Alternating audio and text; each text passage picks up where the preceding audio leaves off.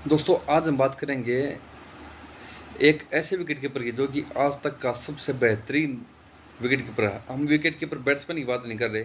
हम बात कर रहे हैं कि सिर्फ अगर विकेट कीपिंग के लिहाज से देखा जाए तो वो आज तक का सबसे बेहतरीन विकेट कीपर है। चाहे हम किसी की बात करें, बैटिंग की ऐसी बात है कि वो बैटिंग करने के लिए 9वें नंबर पर आता था, लेकिन जो बात उसकी विकेट कीपिंग में थी वो आज तक किसी भी भारतीय में नहीं हुई। सैयद हम बात कर रहे हैं दोस्तों सैयद किरमानी की। भारतीय क्रिकेट के इतिहास में एक ऐसा नाम है जिसे देश का सबसे बेहतरीन विकेट कीपर आज तक माना गया है।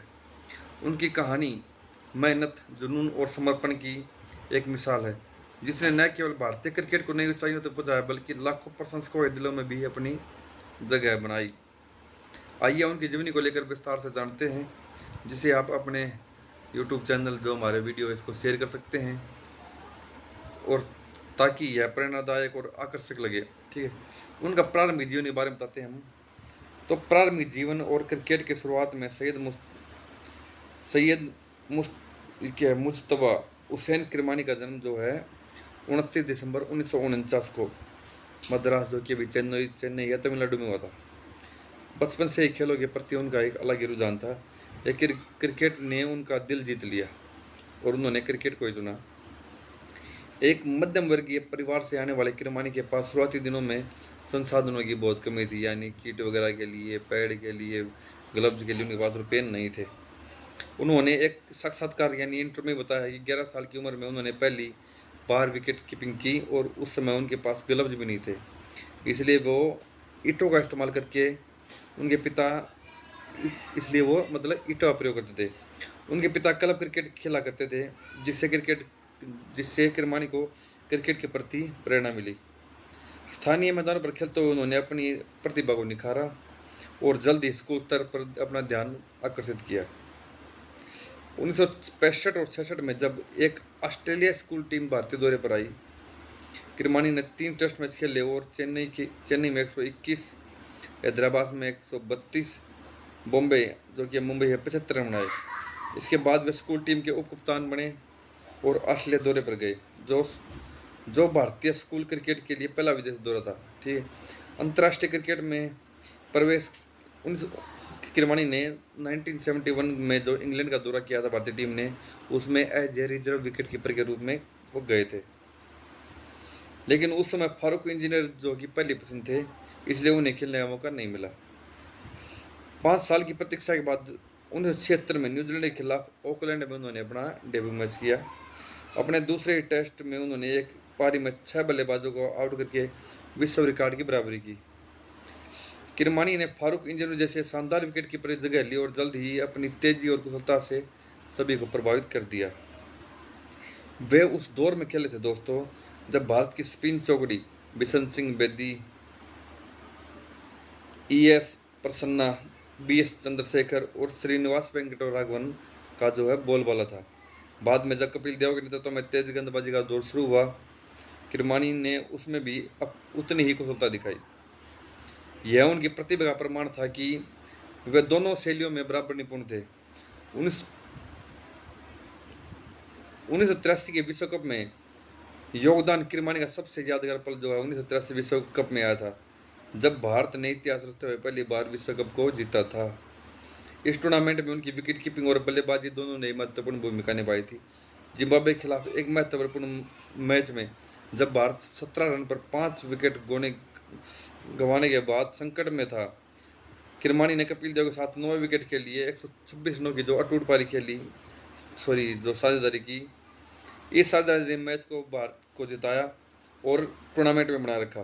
फाइनल में वेस्ट इंडीज के खिलाफ किरमानी ने फाउद बेकस का शानदार कैच लिया, जो पहली स्लिप की और डाइव लगाकर उन्होंने पकड़ा था। इस कैच ने उन्हें इंग्लैंड के महान विकेट कीपर गॉडफ्रे इवांस से टूर्नामेंट का सबसे बेहतरीन कैच का पुरस्कार दिया गया और सबसे बेहतरीन विकेट कीपर का भी पुरस्कार दिया। बल्लेबाजी में योगदान किरमानी न केवल विकेट कीपर में माहिर थे बल्कि निचले क्रम में एक भरोसेमंद बल्लेबाज भी थे। उन्होंने 2 टेस्ट तक बनाए, 1979 से लेकर 1980 का जो ऑस्ट्रेलिया के खिलाफ बॉम्बे में नाइट बैट्समैन के रूप में उतरकर उन्होंने 101 रन बनाए, जो लगभग पूरे दिन तक चला। 1984-85 में इंग्लैंड के खिलाफ बॉम्बे में उन्होंने रवि शास्त्री के साथ 7वें विकेट के लिए 235 रन की साझेदारी की, जो आज भी भारतीय रिकॉर्ड है। इसके अलावा 1983 में चेन्नई टेस्ट में वेस्टइंडीज के खिलाफ उन्होंने सुनील गावस्कर के साथ 9वें विकेट के लिए 146 रनों की साझेदारी की। करियर के उतार चढ़ाव किरमानी का करियर हमेशा आसान नहीं रहा। 1978-79 में पाकिस्तान और वेस्टइंडीज के खिलाफ खराब प्रदर्शन के बाद उन्हें 1979 विश्व कप के लिए टीम से बाहर कर दिया गया। अफवाह थी कि यह कैरी पैकर की वर्ल्ड सीरीज क्रिकेट से जुड़ा था, जिसमें उन्हें और गावस्कर को शामिल करने का प्रस्ताव मिला था। हालांकि किरमानी ने 1979-80 में ऑस्ट्रेलिया के खिलाफ शानदार वापसी की। दोस्तों 1981 और 82 में इंग्लैंड के खिलाफ 3 टेस्ट मैच भारत को खेलने थे। उन्होंने 1964 में रन बनाने के बावजूद एक भी बाई नहीं दिया, ठीक है, जो कि उनकी एकाग्रता और कौशलता को दर्शाता है। 1985-86 में ऑस्ट्रेलिया दौरे पर एलन बॉर्डर का शानदार कैच लेने के दौरान उनकी टांग में चोट लग गई थी, जिसके बाद में बाकी बचे हुए पूरे टूर्नामेंट से बाहर हो गए थे। इसके बाद किरण मौर्य और चंद्रकांत पंडित जैसे युवा विकेट कीपरों को मौका दिया गया और किरमानी का अंतर्राष्ट्रीय करियर लगभग समाप्त ही हो गया था। अब हम बात करते हैं उनके टेस्ट मैचों की। तो दोस्तों उन्होंने अपने टेस्ट करियर में 88 मैच खेले, जिसमें 2759 रन बनाए, 2 शतक, हाईएस्ट रहा उनका 102 रन, 160 कैच पकड़े, 38 जो स्टंपिंग की। अब बात करते हैं वनडे मैचों की। तो वनडे मैचों में दोस्तों उन्होंने 49 मैच खेले, 373 रन बनाए, सर्वोच्च रहा उनका 48 रन, 27 कैच, 9 स्टंपिंग। अंतर्राष्ट्रीय डेब्यू टेस्ट मैचों का में उनका हुआ था 24 जनवरी 1976 में न्यूजीलैंड के खिलाफ, और वनडे में हुआ था 21 फरवरी में 1976 में, ठीक है। कुल विकेट एक ली थी उन्होंने 1983-84 पे पाकिस्तान के खिलाफ। क्रिकेट के बाद का जीवन, क्रिकेट से संन्यास लेने के बाद किरमानी ने कई भूमिकाएं निभाई। प्रशासन व Karnataka state cricket association KSCA के उपाध्यक्ष, 2004 में राष्ट्रीय चयन समिति के अध्यक्ष और स्टेट बैंक ऑफ इंडिया यानी SBI के जनसंपर्क प्रबंधक रहे।